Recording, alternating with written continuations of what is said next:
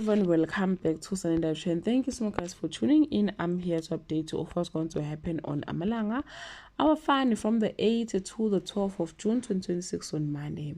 Thembi considers making a dangerous deal to help Sabelo Sipho plays survivor at Osizweni while chaos brews at home. Xolani ends Paula season opportunity and struck with the ruthless scam on Tuesday. Thembi pulls every string to free Sabelo, but Mangubane hit back in a shocking way, while Xoli's plan crumble just as things she's won.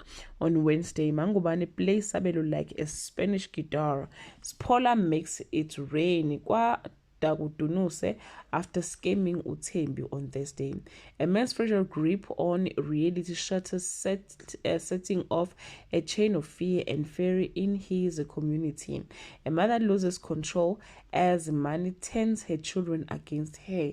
As tension explodes, a mob closes in. Will anyone stop them?